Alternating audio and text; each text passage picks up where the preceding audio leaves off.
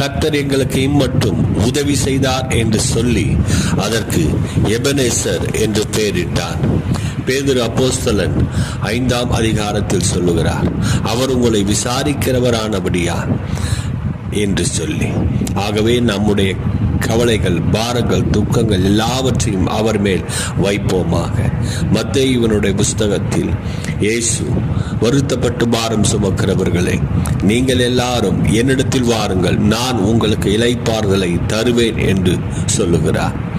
ஆதியாகமம் 22ஆம் அதிகாரத்தில் ஈசாக்கினிடத்தில் ஆபிரகாம் சொல்லுகிறார், யெகோவா ஈரே, கர்த்தர் தமது பர்வதத்தில் பார்த்து கொள்வார் என்று. ஆகவே கலங்கி தவித்துக் கொண்டிருக்கிற உங்களுக்கும் தேவன் உதவிக்கரம் நீட்ட அவர் ஆயத்தம் உள்ளவர். அவர் ஆபிரகாமின் சந்ததிக்கு உதவிக்கரம் நீட்டினார் என்று வேதம் சொல்லுகிறது.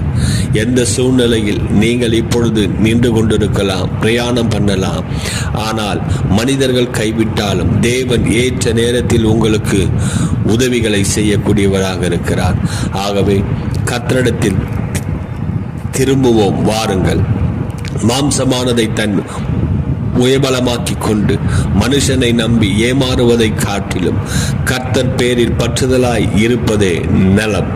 நாசியில் சுவாசமுள்ள மனுஷனை நம்புவதை பார்க்கிலும் கர்த்தர் பேரில் பற்றுதலாய் இருப்பதே நலம். சீட்டு மடியிலே போடப்படும், ஆனால் ஜெயமோ கர்த்தரால் வரும். உங்களுக்கு உதவி செய்கிற தேவன் ஒருவர் நின்று கொண்டிருக்கிறார். அவர் நாமம் இயேசு கிறிஸ்து. அந்த நாமத்தை நம்புங்கள், விசுவாசியுங்கள். கர்த்தர் உங்களுக்கு ஏற்ற நேரத்தில் ஜெய கொடியை ஏற்றி உங்களுடைய தலையை தேவன் நிமிர பண்ணுவார். இயேசு சீக்கிரம் வருகிறார். ஆயத்தமாவோம், வாருங்கள்.